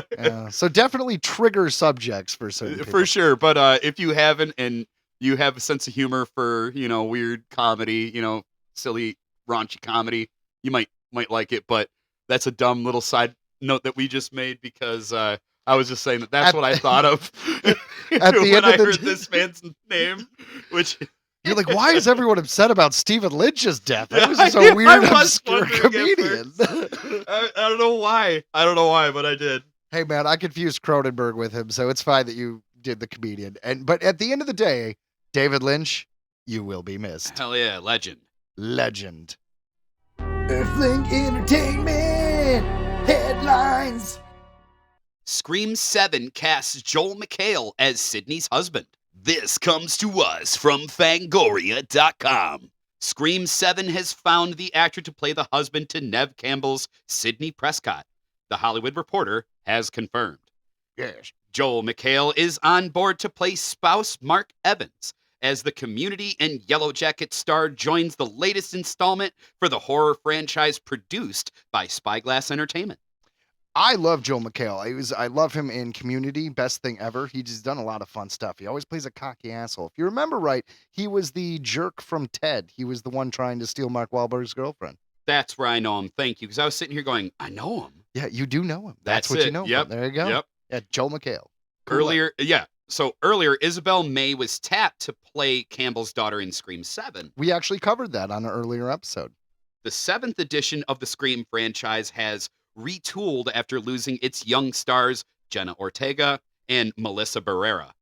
Campbell, who sat out the previous installment due to a salary dispute, is on the board for the new feature to focus on her character, Sidney Prescott, and her daughter. apparently the whole family now with Joel McHale joining. Kevin Williamson, the creator of the franchise, who penned the script to the Wes Craven directed original, as well as Scream 2 and Scream 4, is directing. Guy Busick, who wrote 2022's Scream and Scream 6, wrote the script. In addition to McHale, Jasmine Savoy Brown will return for Scream 7 as Mindy Meeks Martin, joining fellow returning series star Mason Gooding as her on-screen twin Chad. Right on. So in the last two movies, they had the characters known as the Core Four, which were Melissa Barrera, Jenna Ortega, and those two characters. So literally, Jenna Ortega and Marissa Barrera are the only ones who aren't returning now from the last couple of films. Huh. Yeah. So that makes sense. I mean, they're really trying to make this the seventh one and not feel disattached from the series. And it's hard to do when you lose your stars. That's why bringing back Sydney was really their only choice. Because how else are you going to... I mean, I guess you would have to lean into like Courtney Cox's Gail Weathers, maybe. I mean, they've done that already, though, haven't they? Not as like... we haven't had Courtney Cox as the lead. She's been in every one. And she's been a big part of everyone. But we've never like followed her as the main protagonist. I got you. Yeah. Well, Paramount is set to release Scream 7 in theaters on February 27th, 2026. You know, I'd be lying if I said I wasn't excited about this. I like the slasher films that are simple because that's what all a slasher is supposed to be. When people try to get like too deep with what's going on, it's like, okay, that's great. That's a fun horror movie, but that's no longer a slasher. A slasher is, I am Jason, I stab, I stab. Yep. I am Michael Myers, I stab, I stab. That's a slasher. That's what it is. In all honesty, Scream, I know the first one really well. I couldn't even tell you what the second one was like. I just only cared about the first one, I guess. I wasn't in. Fair enough. Well, they're fun little mysteries, if nothing else. I mean, you could watch them all once and get something out of them. But if you're not a fan of those films, then yeah, there's not really repeat value because the mystery's gone. So you just like watching slasher films. Whereas like Jason and Freddy, as I'm mentioning, you're not wondering who the killer is. Yeah. It's pretty clear. It's the guy in the hockey mask. Yep. There he is. There he is. There he is. Going. Now it's time for... The Nintendo Switch 2 is officially almost fully backward compatible. Ooh. This comes to us from IGN.com. The Nintendo Switch 2 has been officially revealed, and its announcement mercifully officially confirmed the rumors that it would be mostly fully backward Mostly backwards compatible. with Nintendo Switch 1 games. I like how they're just covering their ass, I think, by saying mostly. They're like, look, guys, you might catch us in something, but you know, we're doing our best. Like, yeah, are the cartridges gonna still fit? I think so, yeah. A screen near the end of the announcement trailer reads, plays Nintendo Switch 2 exclusive games, as well as Nintendo Switch games. It's followed by an asterisk. Nintendo Switch 2 plays both physical and digital Nintendo Switch games. Woo! Certain Nintendo Switch games may not be supported on or fully compatible with Nintendo Switch 2.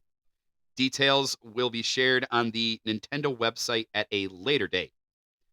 What this means is that Nintendo Switch 2 is in fact going to be fully backward compatible, but with the caveat that the handful of games might not work with it for various technical reasons. Yeah. Small caveat.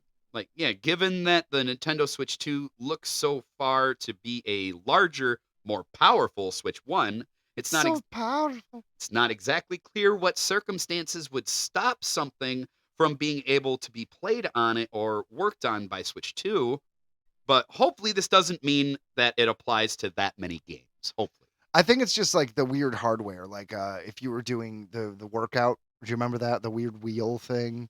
I think maybe that stuff isn't going to work. Yeah. I mean, I don't know, because it's talking about just weird instances of like certain hardware. They mention hardware, right? Like, yeah, like maybe you could buy Minecraft for, because it's an old game that's really not meant for the Switch, but it is available. You can buy the cartridge and everything. And I think they're definitely saying all the cartridges are going to fit and work. I hope so. Yeah. See, when they first reported this and they're like, it's almost completely backwards compatible, they were talking about from the previous system, the Switch 1, right? Where in my head, I was like, what does that mean? Is there going to be a little slot in the back where I could put a Nintendo 64 cartridge? And I was a little disappointed when it wasn't that. And then I realized that was stupid because it's like, there's no way they had like a little disc drive for a GameCube and a little thing for a regular Nintendo. But how awesome would that be if the back of your Switch just had like a bunch of ports for every Nintendo system? That would be sweet. I've got the gold Ocarina of Time cartridge. There you go. Or a little Game Boy one. Oh, yeah. Oh, Man. Game Boy Advanced. Well, and I mean, my excitement with the Nintendo Switch 2 is obviously the screen's bigger. It looks sweet. Like, yeah, they haven't changed the design, but I mean, if it ain't broke, so. I mean, they did improve. I think it's going to be able to support games, like third-party games, better than it has been. That's good. Well, yeah, it's going to be definitely more powerful, definitely faster. But what I'm really looking forward to is the new games that are going to be specifically made for it. Like, I am itching for a new Pokemon game. I would love to see how they could, do a new Breath of the Wild, how like the last one was Tears of the Kingdom. I wonder if they're going to do a both of those third. games, Breath of the Wild and Tears of the Kingdom, basically took place in the same version of Hyrule, but it was a different story, right? Right. So don't you think the new Zelda should be another iteration, like I the hope other so. games, where it's completely? I hope so. In the future, in the past, a different version of Hyrule, whatever. Excuse me.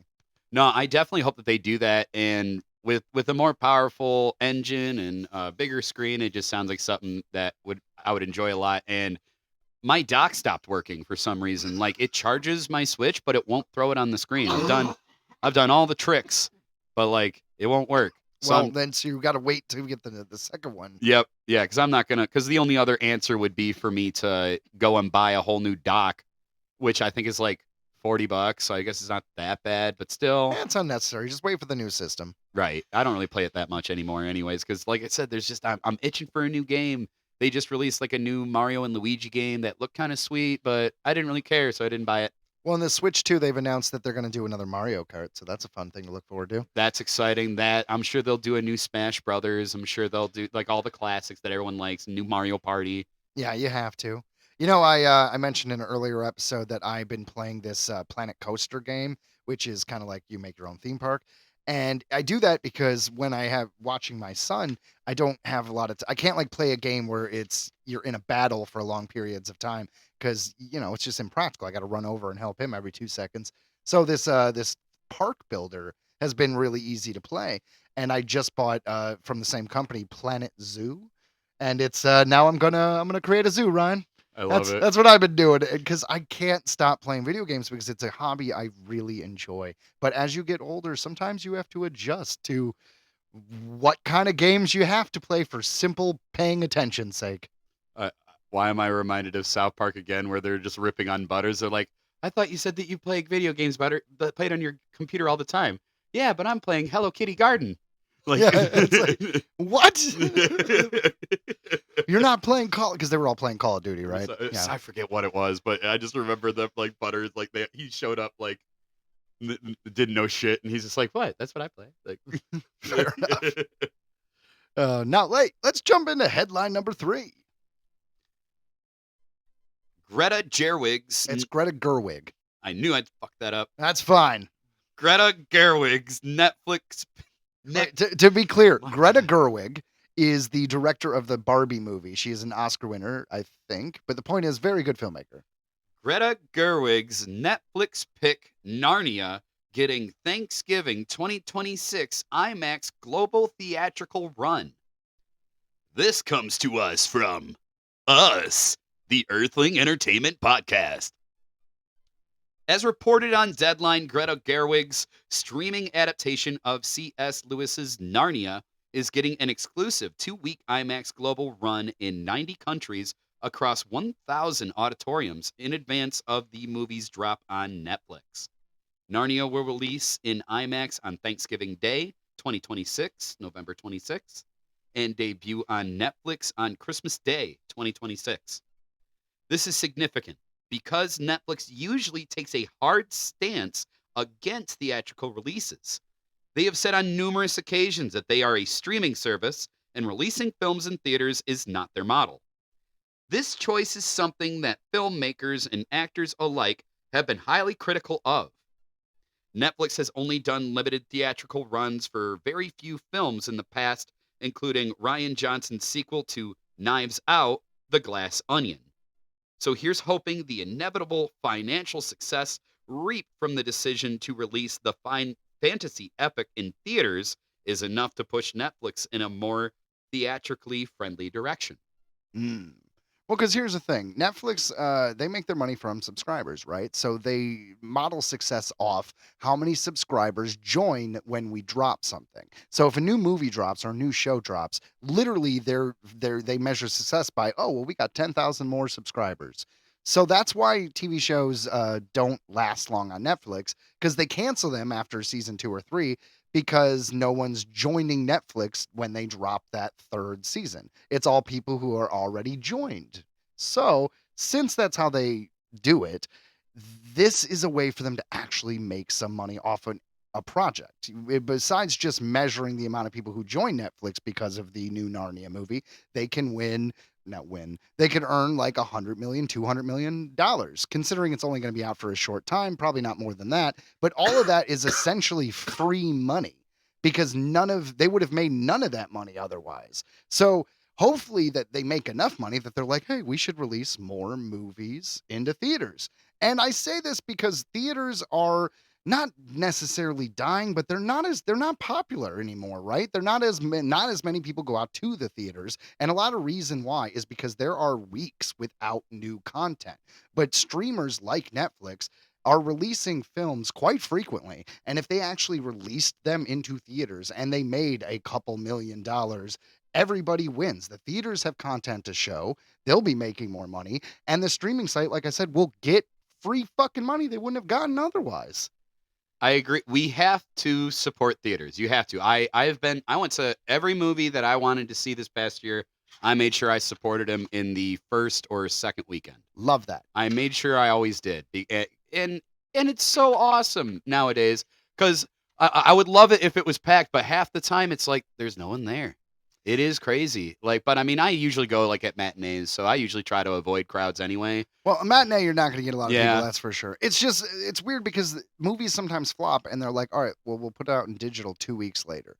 Yeah. Okay, so in their mind, they're making some money, right? But it's bad because now you've trained the audience that people are going to be like thinking, hey, why am I going to go see that movie? I'll just wait a week and it'll be out on streaming. So people aren't going to the movies because they're coming out too quick. We need to make theatrical windows longer. Like movies should be out for 2-3 months before they come out for you to buy at home. I just think so.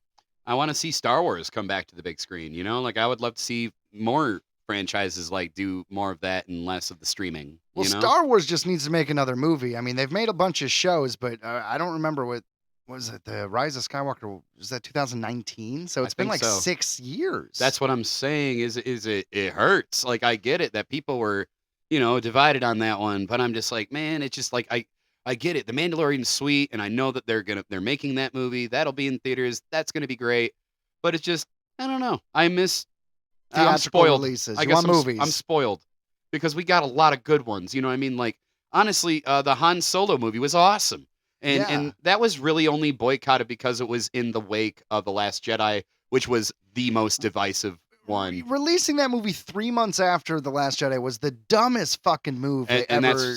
And that's what happened. That's what stunk it. And it wasn't that it stunk. It was a great movie. It was. It's like, so that Aaron, I forget his last name, but Aaron whatever, he wasn't Han Solo in a lot of people's eyes. But it's a prequel. Who cares? Things get recast. Let it go. He killed it. You get to see like the origin story of him and Chewbacca.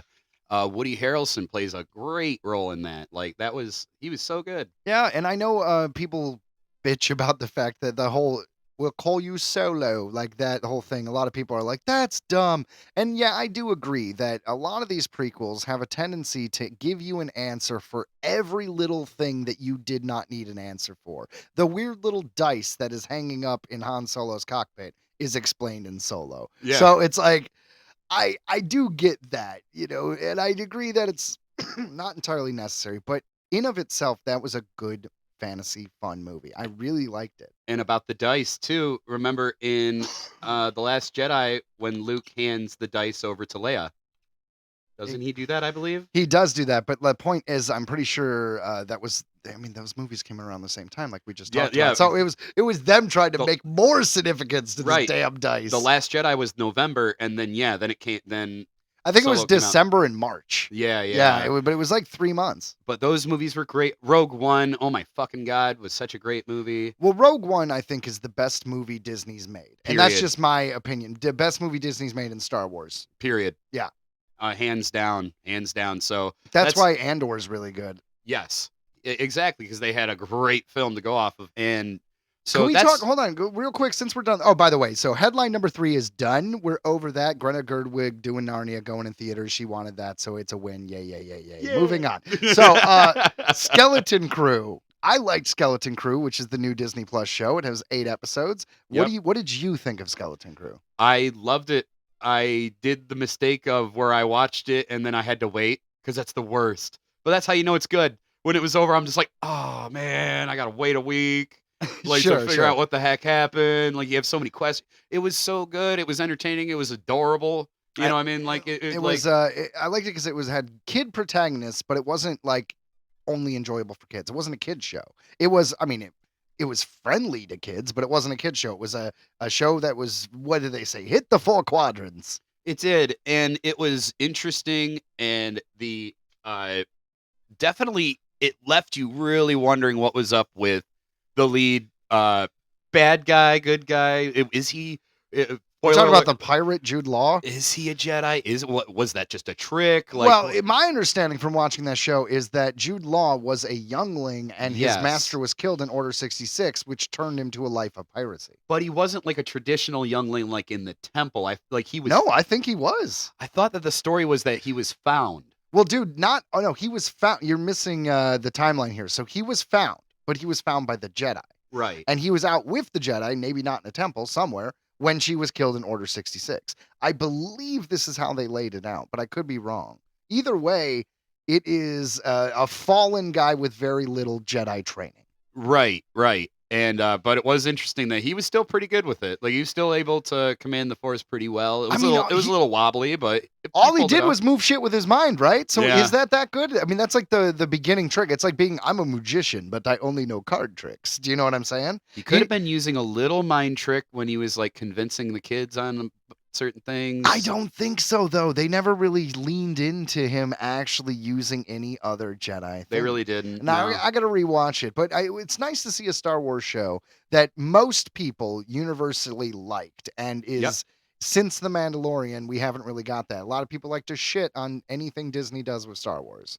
No, they did a good job. Everybody, I think, is together that Andor, Mandalorian season 1 and 2 are great.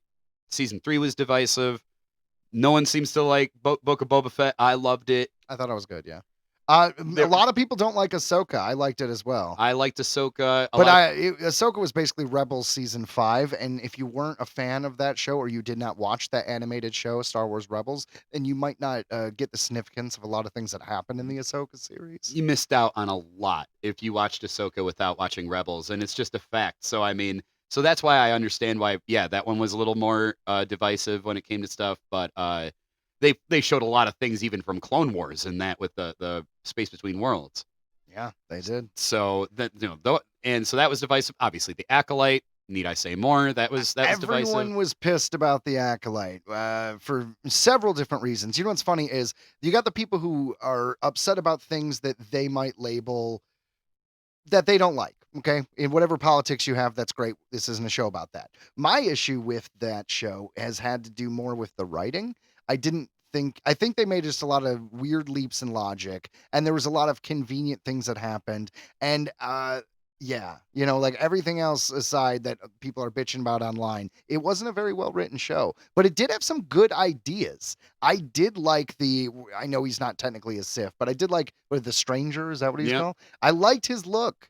Oh, yeah. Me too. I liked the idea of bringing in Bane. I agree. I thought he was great. It was a good reveal. He was badass. Episode 5. If you had never watched The Acolyte, just do yourself a favor. Watch episode 5. Just episode 5? That's all you got to do. It's awesome. He uses his cortosis metal helmet and bracer to defend himself against multiple Jedi, and just it's awesome. And we get this really cool fight sequence with the dual wielding lightsabers of a youngling who kicked ass. I love that scene. Well, Star Wars, I tip my hat to you. Always. And with that, we've reached the end of our show. We certainly, indubitably, Indubitably. have. Yes. That was smooth, Ryan. Thank you. Yes. Well, we hope all of you enjoyed that. And once again, if you are a new listener to Earthling Entertainment, thanks for joining us. And hey, would you like a bumper sticker? Anyone out there who wants a bumper sticker, hit us up at earthlingentertainmentpodcast@gmail.com. Send us an address to send the stickers. We'll send it your way. You may also hit us up on Facebook. And your mission, should you choose to accept it, is to share this episode with a coworker, with a friend, with a loved one. Because we are all Earthlings and we need to listen together. We need to. And we need to expand our Earthling community. Yes. Yes. So, guys, also download the episode wherever you listen to this podcast. It is the best way to support the show. It is very helpful. But from all of us here at Earthling Entertainment, thanks for listening. Sincerely, we will see you next week. Bye. Bye.